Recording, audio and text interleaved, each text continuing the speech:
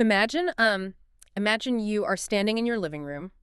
You're completely alone, right? Mm-hmm. And you're wearing this fuzzy bath towel wrapped super tightly around your head, like a turban. Okay. Setting a scene. I Yeah. like it. And you've got a rain umbrella just gripped in your hand like it's some sort of scimitar. Right. And the best part, you've just taken a chocolate bar, melted it down with a little butter, and just smeared it all over your face. Oh, wow. I know, it's a look. So you are pacing back and forth in your apartment, you're rolling your eyes, you're flashing your teeth, and you're just shouting Shakespeare into this totally empty room. Just going for it. Totally going for it. And in that moment, because you're in the total safety of your own apartment, you feel like an absolute artistic genius. Of course you do. There's no one there to judge you. Exactly. You think, like, I've got it. The inspiration has struck. I am a master of the human condition. But, and here's the million-dollar question, what happens when you step out of that cozy living room, walk onto a real stage, and suddenly you have to face, like, 1,000 staring eyes? Total physiological collapse. I mean, it's just inevitable. It's just a complete meltdown. Oh, yeah. It is honestly one of the most terrifying, universally understood phenomena in human psychology. That genius you felt in your living room, it completely evaporates. Go on. Exactly. And what replaces it is just sheer, unadulterated panic. Well, welcome to the deep dive. We are so incredibly thrilled to have you with us today because you, me, and our resident expert here are embarking on a really massive, super ambitious mission. It really is huge. It is. We are cracking open one of the most legendary, influential, and frankly, kind of misunderstood texts in the history of performance art and psychology.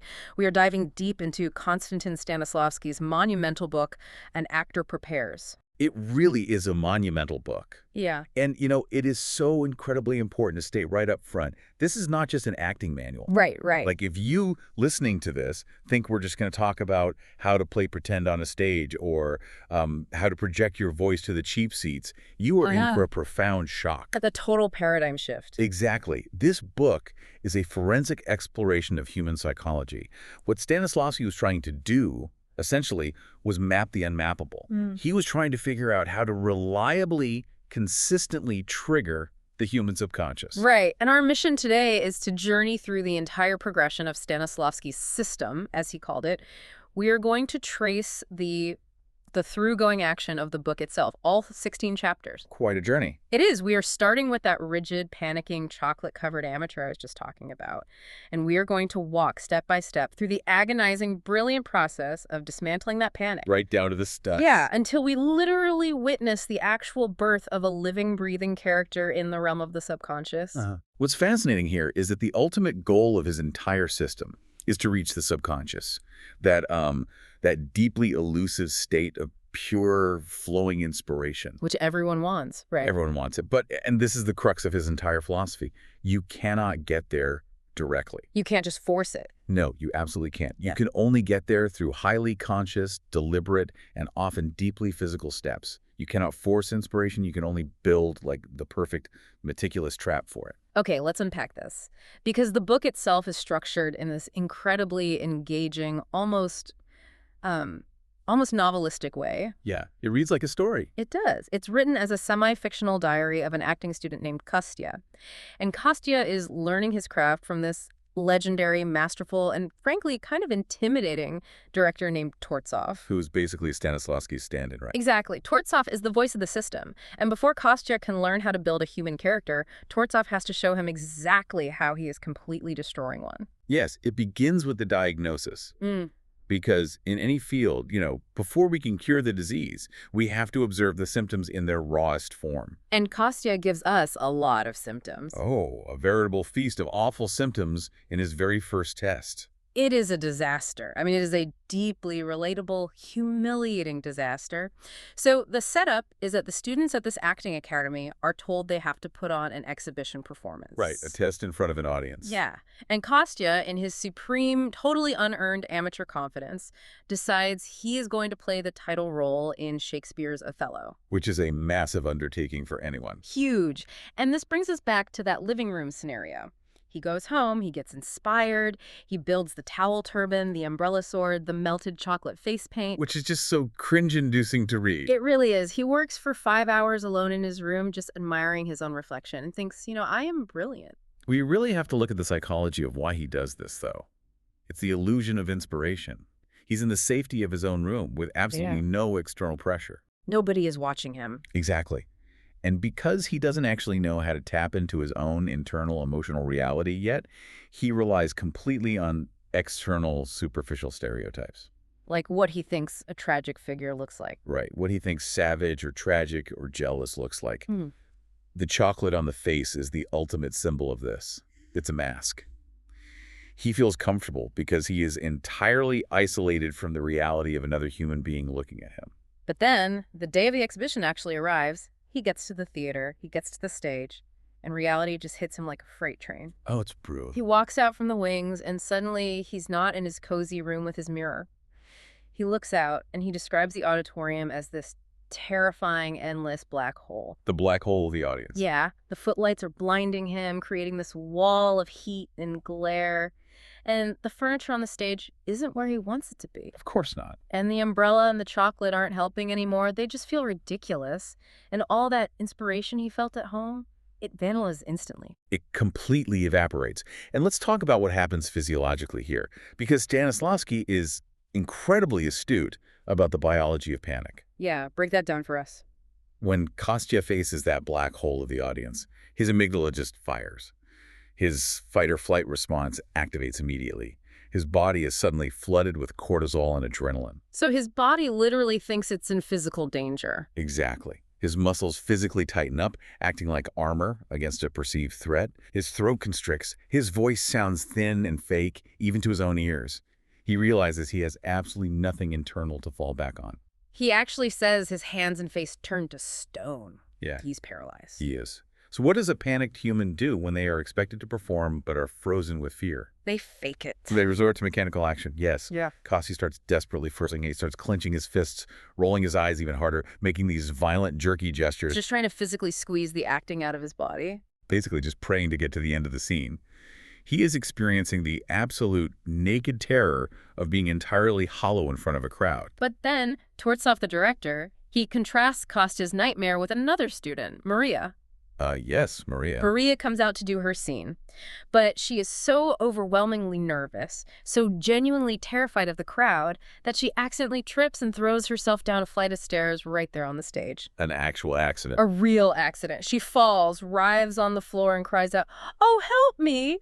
with genuine sheer panic. She completely forgets her lines, covers her face in shame, and runs off into the wings weeping. This total breakdown. Complete mess. But Tortsov says that Maria's cry for help was the only moment of true art in the entire performance. Because it was undeniably organically real.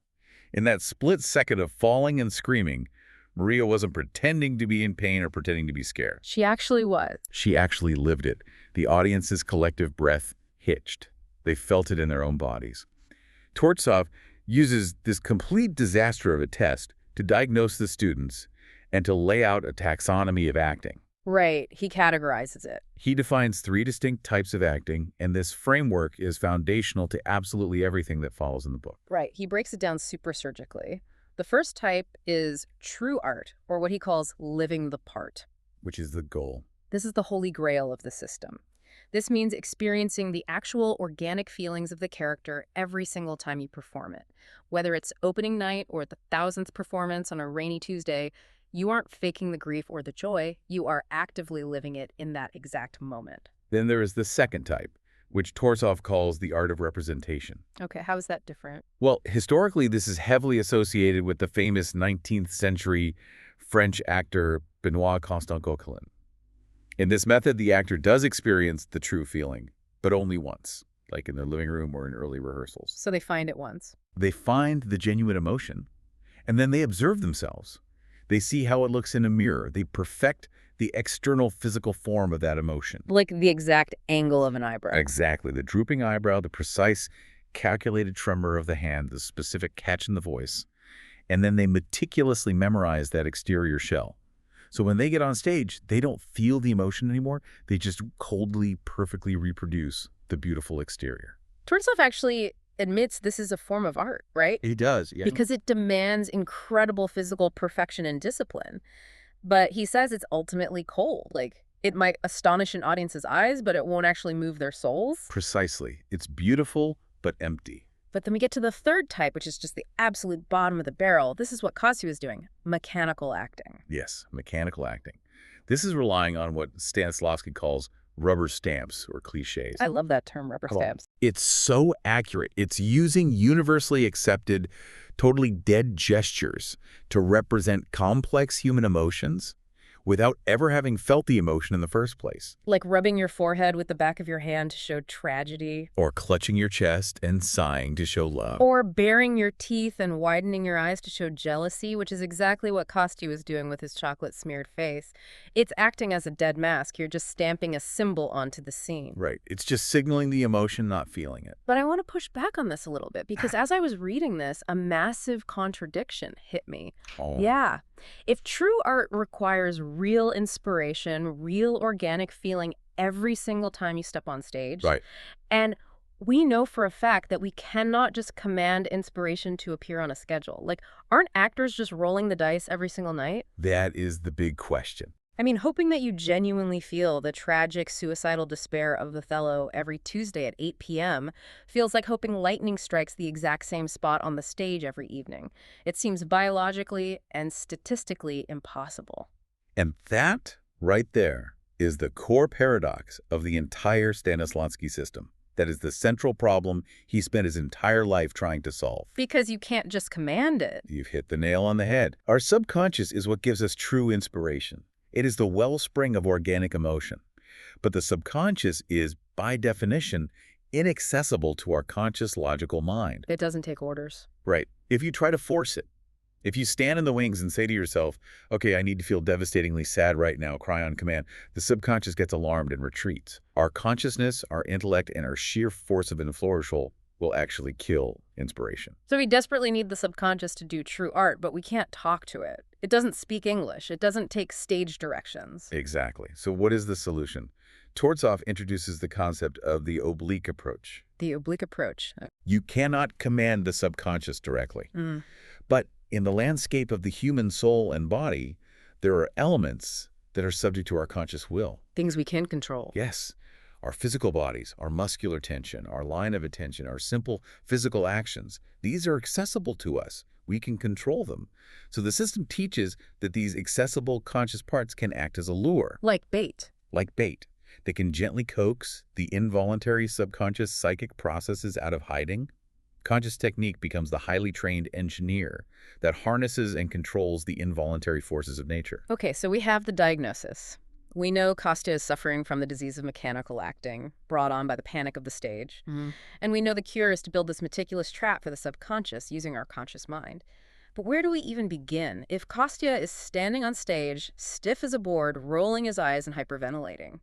What is step one? How do you dismantle that panic? You start with the most tangible, grounded thing you have. You start with the body. Which moves us beautifully into the next phase of his training, the physical foundation.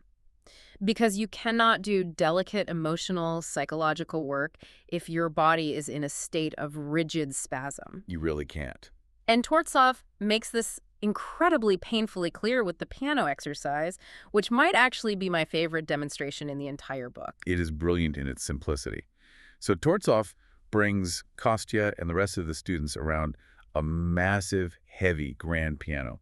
And he tells one of the strongest students to lift a corner of it and hold it up. Right, so the student squats down, strains, lifts the heavy corner of the piano, his muscles are trembling, the veins are popping in his neck, his face is turning red. He's putting all his energy into this physical task. And while the student is holding up this immense weight, struggling to breathe, Tortsov casually says, "Quick, multiply 37 times 9. And the student obviously can't do it. His brain is completely occupied with not dropping 1,000 pounds of wood and iron on his foot. So Tortsov says, okay, forget the math. Try to remember the taste of kidney stew, or try to remember the smell of burning wood. The student is completely incapable of accessing his sensory memory or his intellect. He's just grunting. It perfectly proves a fundamental physiological law. The student has to drop the piano, stand up, completely relax his muscles, and take a breath. Only then can he think. Only then can he engage his mind to do the math or engage his senses to remember the stew. Stanislavski is proving that muscular tautness literally paralyzes the inner emotional and cognitive life. It just shuts it down. If an actor walks on stage with a tense shoulder or a tight jaw or a rigid spine, it acts like a physical dam. It completely blocks the flow of emotion from the subconscious. Tortsov tells Kostya that even a single tense eyebrow held rigidly in place can completely derail an actor's emotional flow. The body and the soul are indivisible. There's this wonderful analogy that the assistant director in the book, a guy named Rachmaninoff, uses to explain this to the students. He tells Kostya to observe a cat sleeping on a soft sofa. I love this one. It's so good. If you carefully lift a deeply sleeping cat off a plush cushion, you will see that the cat has left a perfect, complete, undisturbed imprint of its entire body on the fabric. Every inch was relaxed. Every single inch of the animal was surrendered to gravity and touching the surface. But if you put a tense, modern human being on that exact same soft cushion and then ask them to get up, they only leave the deep marks of their shoulder blades and their rump. We carry chronic, invisible tension everywhere we go. We are a society of tight jaws and raised shoulders. Like text neck. We hold our breath when we read a stressful email. We clench our teeth when we're driving in traffic. We don't even know we're doing it. Precisely. And if we do that in our safe daily lives, imagine what happens on a stage under the blinding glare of the footlights with 1,000 people judging you. It just magnifies. That invisible tension multiplies by a factor of 100. So, Stanislavski says the very first non-negotiable technical skill an actor must learn is the complete conscious relaxation of the physical vessel. They have to actively monitor it. They have to develop an internal controller or a monitor that constantly scans the body, finds unnecessary tension, and actively releases it, even in the middle of a high-stakes, dramatic scene. If the vessel isn't relaxed, the subconscious will never enter it. Okay, I buy that completely. The body has to be relaxed.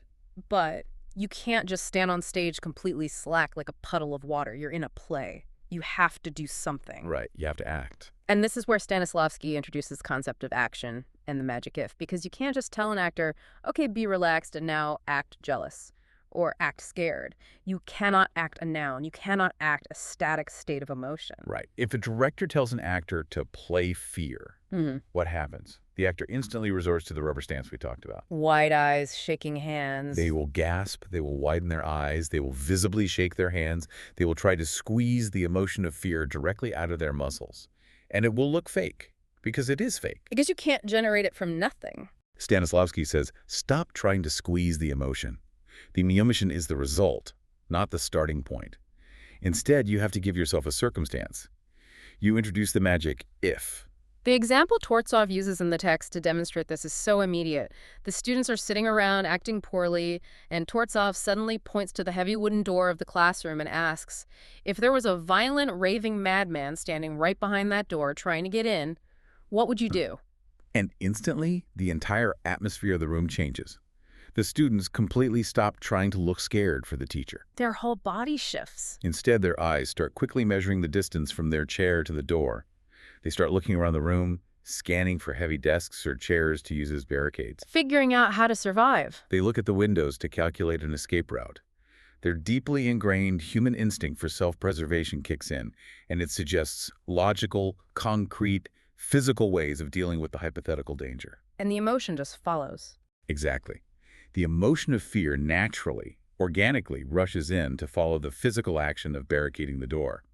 The if acts as a lever that lifts the actor out of reality and drops them into the world of the play. Here's where it gets really interesting to me, though. It's not just about big, sweeping, dramatic actions like fighting a madman or barricading a door.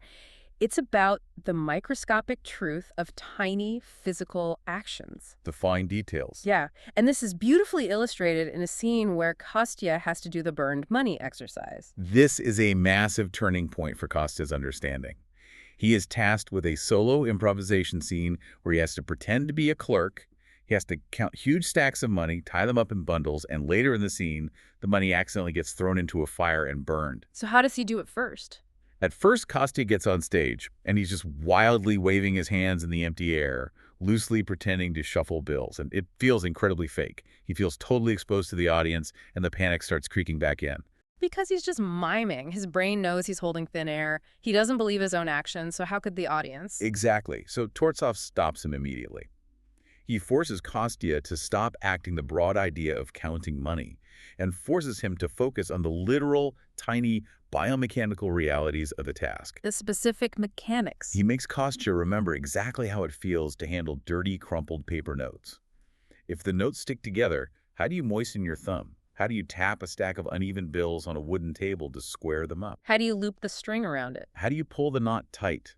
And as Kostya shifts his focus entirely away from performing for the audience and onto the sequence of these minute, truthful, fine motor physical actions, something miraculous happens in his brain. What's happening neurologically here? It's a shifting cognitive load. By focusing intensely on the complex fine motor sequence of squaring the bills and tying the knot, he occupies his conscious mind completely. He's distracted from his own panic. He leaves no processing power available for his amygdala to worry about the audience. He stops feeling exposed.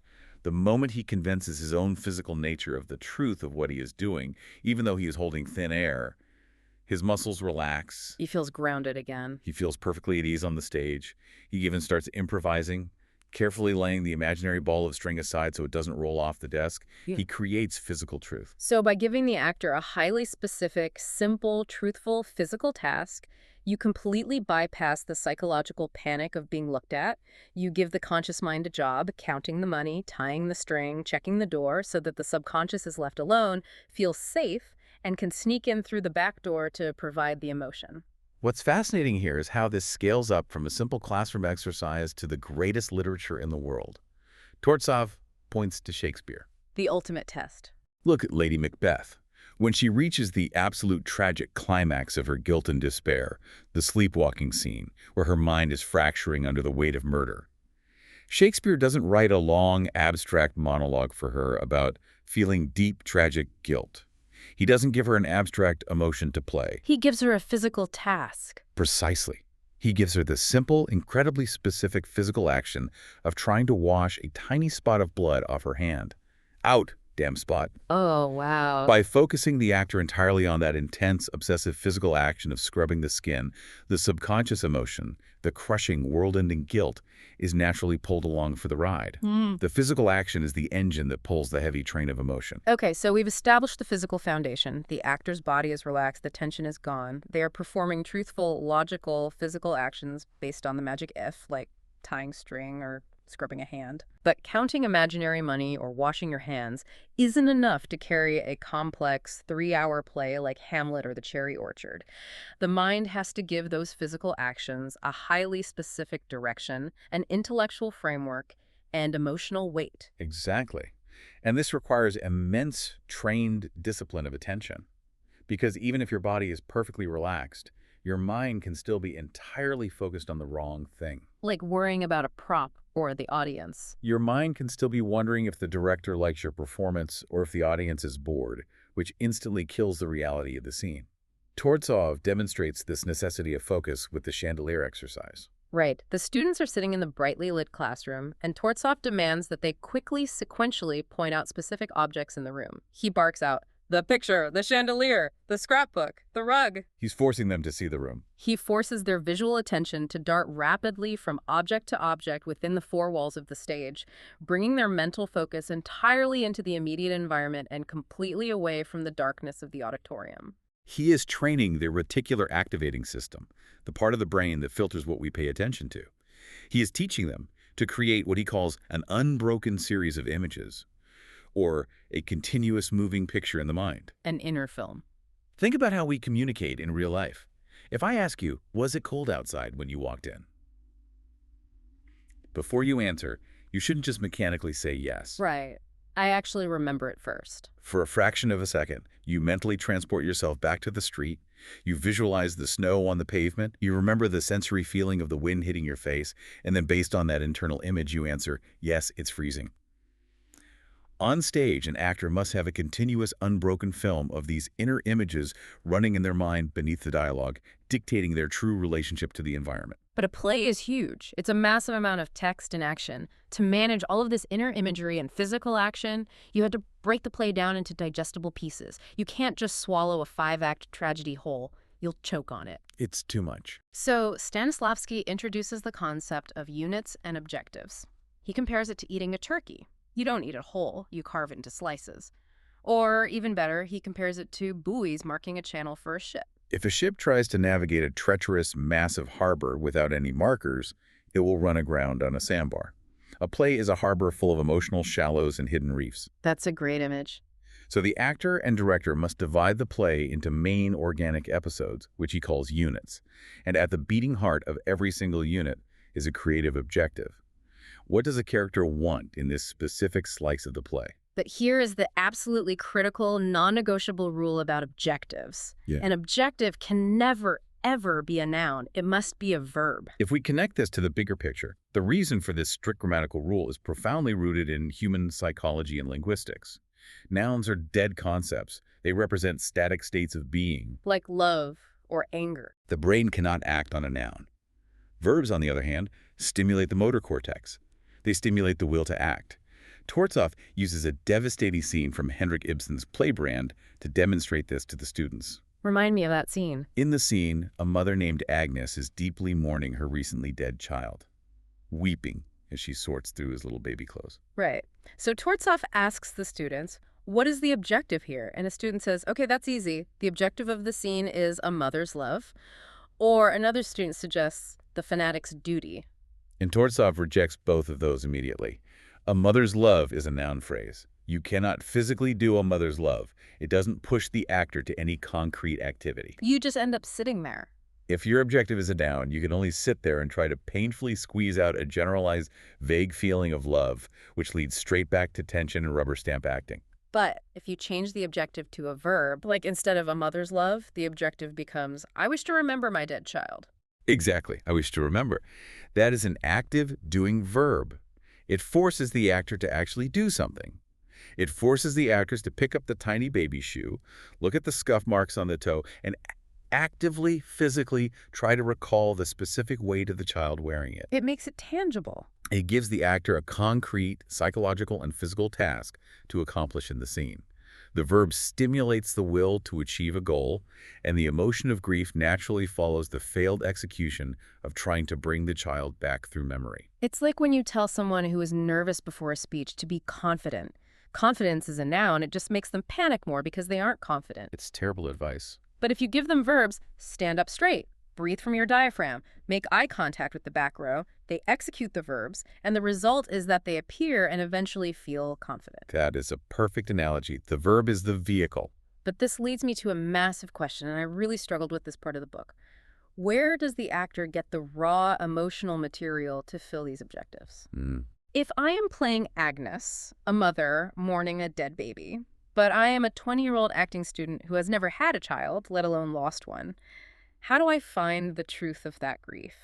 This brings us to Stanislavski's most famous and probably most controversial rule, emotion memory. Yes, emotion memory. He says, and I quote, "Never lose yourself on the stage. Always act in your own person." This was a massive paradigm shift in the history of acting.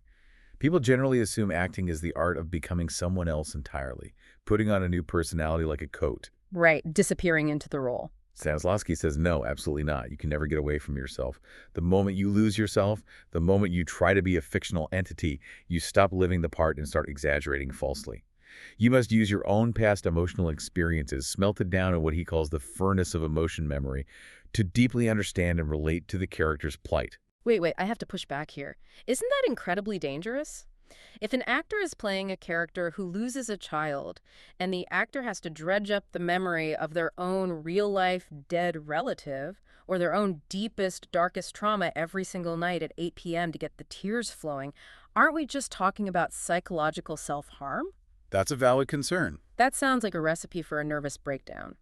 And doesn't playing myself limit me to my own fairly mundane life? I'm just a guy who reads books and occasionally burns dinner. How do I play a murderous king or a heroic knight if I'm always acting in my own person? This raises an important question, and it is the exact danger that later acting teachers, particularly in America, argued about for decades. But Tortzoff clarifies this beautifully, and it goes to the absolute heart of human empathy. Okay, how does he explain it? He explains that you're not meant to literally relive your exact trauma on stage to the point of clinical distress. Instead, he explains that every single human being contains the seed of every human trait. We all have the seed of villainy, the seed of nobility, the seed of terror, the seed of supreme sacrifice within our psychological makeup. So even if I haven't murdered a king to steal his throne. You may not be a murderer, no. But you have felt a flash of intense, irrational anger. You have swatted a mosquito with malice. You felt the petty desire to destroy something or someone who embarrassed you. You have the seed of murder in you, even if it's microscopic. I see. So the actor's job isn't to magically become a 15th century Scottish king. The actor's job is to take the given circumstances of the play, the plot, the castles, the witches, the stakes, and use them as highly fertilized soil. Exactly. You take your own tiny internal seed of ambition or anger. You plant it in the rich soil of Shakespeare's given circumstances, and you use your imagination to let it grow to monstrous proportions. You are playing yourself, yes, but yourself placed in entirely different, heightened, extreme conditions. You extrapolate your own truth to fit the size of the play. Okay, that makes so much more sense. It's not about reliving trauma, it's about scaling up empathy. Exactly. So let's check in on where Kostya and the students are on this journey. We have a relaxed physical vessel. We are performing truthful physical actions. We have a continuous moving picture of images in our head. We have active verb-driven objectives guiding us. And we are using our own emotion memory to stake our personal, scaled-up feelings to the scene. Sounds like a solid foundation. We're doing great. We've built a human being. Yeah. But we are completely alone. Acting isn't done in a vacuum. It requires an active, living exchange with other people. Yes, because you can have all your internal preparation perfectly aligned, your seeds planted, and your verbs active. But if you walk on stage and deliver all of that beautiful internal work to a brick wall, the scene is dead. It's just a monologue. Stanislavski calls this vital, living exchange communion. He describes it as the constant giving out and absorbing of invisible rays between actors. He calls it an underground river of communication that flows continuously, even and especially during the silences. He points out a massive mistake that amateur actors make. They completely stop acting the second the other person starts speaking. Oh, this is so common. They aggressively deliver their line, and then their eyes go totally dead, their face goes slack, while they politely wait for their cue to speak again. It breaks the connection entirely. It destroys the reality. True communion means the energetic exchange never, ever breaks. When you speak a line to your scene partner, you cannot just throw the words at them. You have to make sure they catch them. You must follow your words through until you are certain your thoughts have actually penetrated the other actor's consciousness. You have to literally look at their face, read their micro-expressions, and see the word land in their eyes. And conversely, when they are speaking to you, you must actively receive their words, absorbing them afresh every single night, letting them physically affect your body. It demands an incredible, exhausting level of concentrated attention. And to maintain that level of unbroken attention, he introduces the concept of grasp. He calls it the bulldog grasp of attention. Yes. Tortsov tells this fascinating, bizarre story about an African monkey trainer to illustrate this point. This story is wild. When this trainer went to the markets to buy monkeys for his act, he didn't just pick the cutest ones or the strongest ones. He would ruthlessly test them for focus.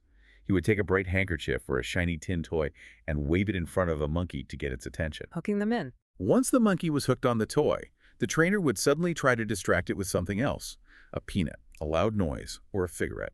If the monkey easily looked away to the new distraction, the trainer rejected it immediately. Because its attention was weak. Exactly.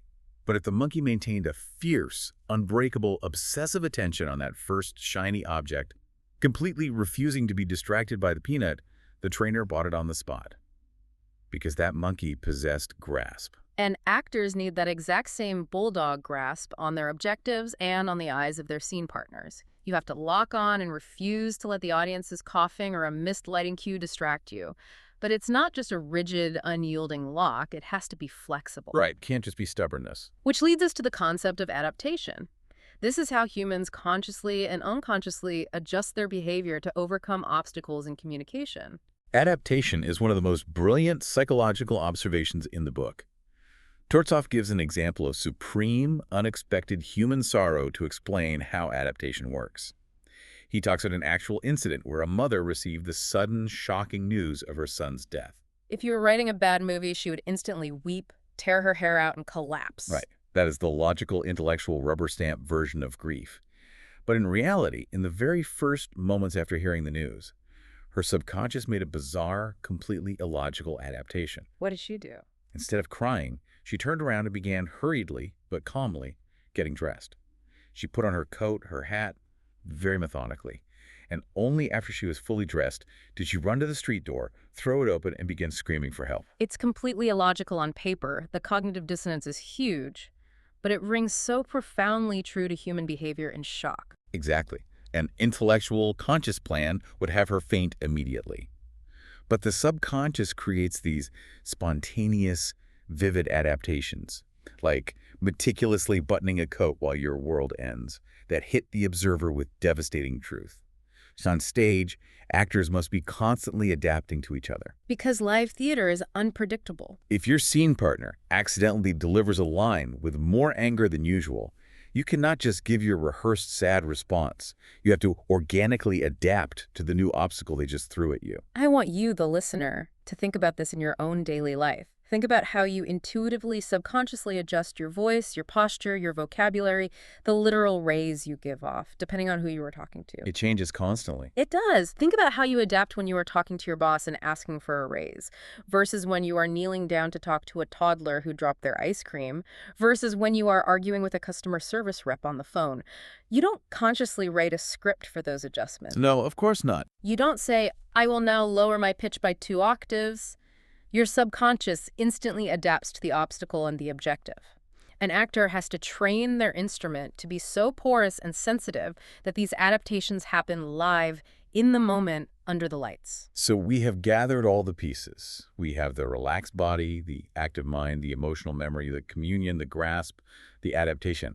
Now we must assemble all these scattered tools into a functioning, continuous engine. Time to put it all together. Stanislavski calls this assembling process the inner motive forces. He identifies 3 key commanders of the human psyche: mind, will, and feeling. They form a triumvirate, a 3-headed government of the soul, and they are inextricably bound together. If you touch one, the other 2 naturally respond. This is vital because, as we established earlier, an actor cannot always command their feelings to appear. Right, the feeling is the elusive part. Sometimes it's a Wednesday matinee, you're tired, and the feeling commander is just asleep on the job. So what do? You can't just panic and start faking it. Right, you call on the other branches of government. You call on the mind. You use your intellect to consciously analyze the text again, to focus intently on the given circumstances, to remember the specific physical actions, like tying the string. You start the engine. This active engagement of the mind naturally awakens the will, the active desire to achieve the verb-driven objective. And once the will is activated and striving toward a goal, it inevitably pulls the feeling out of its slumber. They compensate for each other. When all 3 are mobilized together, functioning smoothly, they create what Stanislavski calls the inner creative state. But the state cannot be fragmented. It has to be continuous. It can't just be flashes of brilliance separated by dead air. This leads to a crucial concept: the unbroken line. Tortsov proves this to the students by cross-examining one of them, Vanya, about his day. I loved this part. He asks Vanya, "You're sitting here talking to me now in class. What were you doing right before this?" Vanya says, "I was in the dressing room changing my clothes." Tortsov asks, "And before that?" Vanya says, "I was fencing in the gymnasium. And before that, I was outside smoking a cigarette. And before that..." Tortsov aggressively forces Vanya to trace his timeline backwards, step by granular step, all the way to the exact moment he opened his eyes in bed that morning. He proves that in real life, there is an unbroken, continuous line of experiences, thoughts, and actions. Even when we are sitting alone doing nothing, we are existing. The inner monologue never truly stops. But on stage, the playwright only gives you fragments of a life. You get scene 1, which is 10 minutes long, and then the curtain drops, and scene 2 takes place 3 weeks later in a different country. The gaps are huge. The actor has to weave those isolated fragments together. They have to actively invent the unbroken line of the character's life off stage, in the wings, in the gaps of time, so that when they walk back onto the stage for scene 2, they aren't starting from zero. They are walking in on a continuous current of existence that has been running the whole time. If that line breaks on stage, if the actor drops the character's thoughts for even a split second to think about what they're having for dinner or to judge their own performance, they fall completely out of the inner creative state. They plunge right back into that terrifying state from the very first test. Solitude in public. The black hole returns. But the unbroken line isn't just staring blankly at one objective forever. It's fluid. Yes, Stanislavski specifically warns against the fixed obsession. If you just intensely stare at one object or play one single note of anger for an entire three-act play, you look insane. You'd look like a robot. The unbroken line is the fluid, continuous passing of attention from one object to the next, from one objective to the next, seamlessly. He compares it to a melody in music. A melody isn't one single note held out for 3 minutes. It's a sequence of different contrasting notes that flow into one another to form a unified, continuous whole. Okay, we are in the home stretch of the system. We have an unbroken line, a functioning engine of mind, will, and feeling, and a relaxed physical body. But an unbroken line is powerful only if it's actually going somewhere. A train needs a destination. It has to have a purpose. And this brings us to the absolute climax of the entire book, the superobjective and the subconscious. The superobjective is the overarching, supreme goal of the entire play. It is a gravitational center that pulls every single tiny unit, every physical action, every prop, and every line of dialogue toward it. It is the theme transformed into a verb. If a line or an action doesn't serve the superobjective, it must be ruthlessly cut. And the way you, as a director or actor, name the superobjective changes the entire universe of the play. Tortsov uses the classic Russian play Woe from Too Much Wit to explain this. Right, the choice is everything. He says, if you define the superobjective of the protagonist as, I wish to strive for Sophie being the love interest, then the entire play becomes a small, intimate, relatively minor romantic comedy. Every action is just about getting the girl. But if you define the superobjective of that exact same text as, I wish to struggle for freedom, suddenly the protagonist's biting accusations against high society take center stage. The play violently expands. It loses its narrow personal tone and becomes a universal, epic human tragedy about a man fighting a corrupt system. The superobjective dictates the scale, the depth, and the ultimate meaning of the entire production. And if you lose it, everything falls apart. Tortsov tells this incredibly tragic story about a famous actress to illustrate what happens when you have the system without the superobjective. It's a heartbreaking story. This actress left the stage for several years to study Stanislavski's new system. She meticulously learned all the individual pieces we just talked about, the muscular relaxation, the units, the emotion memory, the physical actions. But when she finally returned to the stage, her performance was a complete disaster. And no anchor. Exactly. She fell awkwardly between two stools. She had lost her old, effective, artificial theatrical tricks, but her new, truthful method felt totally disjointed, boring, and dead. She went to Tortsov in tears, begging to know what went wrong. She'd done all the exercises, and he realized that while she had learned the mechanics of the system, she had completely failed to grasp the through line of action and the superobjective. She had the pieces, but no puzzle. She had a bag full of brilliant, truthful, isolated little acting moments, but absolutely nothing connecting them toward a larger purpose. Tortsov tells her, break up a beautiful statue, and the small scraps of marble cannot be overwhelming in their effect, no matter how beautiful the individual pieces are. Without the superobjective pulling it all together, you don't have a human life. You just have a pile of beautiful, technically perfect rubble. If we connect this to the bigger picture, the superobjective is the only magnet strong enough to pull the actor across the final threshold. And that final threshold, the ultimate destination we mentioned at the very beginning of this deep dive, is the subconscious. The promised land. Pure inspiration. Yes. When an actor takes every conscious technical element we've discussed, the physical actions, the objective, the unbroken line of imagination, and pushes them to the absolute limit of human truth, a miracle happens. The conscious mind, having done its job as the engineer, steps aside, and the subconscious steps in and takes the wheel.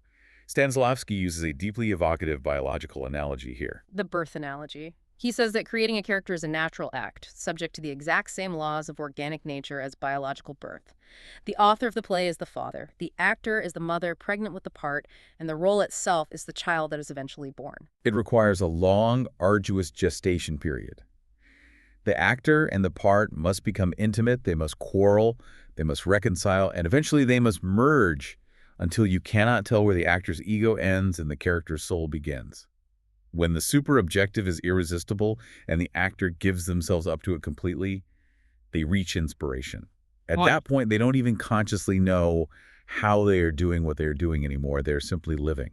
So what does this all mean? Let's take a breath and look at the massive journey we just went on. It's been huge. We started with Kostya, a panicking amateur, smearing melted chocolate on his face and rolling his eyes at a dark, empty auditorium, trapped in the agony of faking human emotion. And to save him from that mechanical hell, we had to tear him down to the studs. We had to teach him the biomechanics of relaxing his muscles so he wouldn't crush a piano or block his own cognitive function. We had to give him simple, fine motor physical tasks, like counting burned money, to bypass his amygdala's fear response.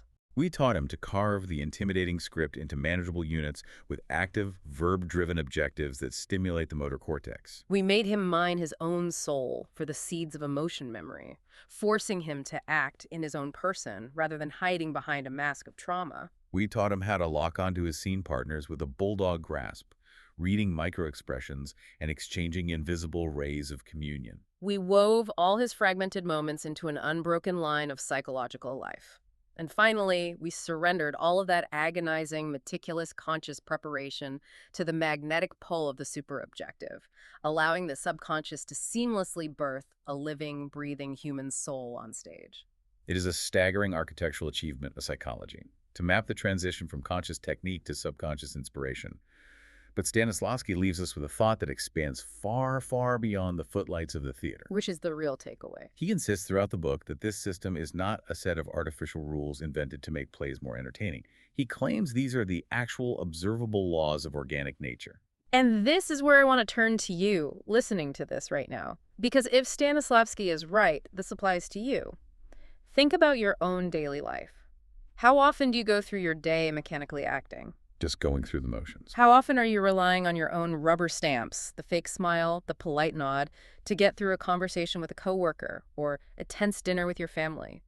How often is your line of attention completely broken, staring at a phone while pretending to listen to your partner? All the time. How often are your daily objectives vague, passive nouns like, I want success, instead of active, driven verbs? If his system is truly based on the laws of organic nature, then mastering it isn't just about becoming a better actor on a wooden stage.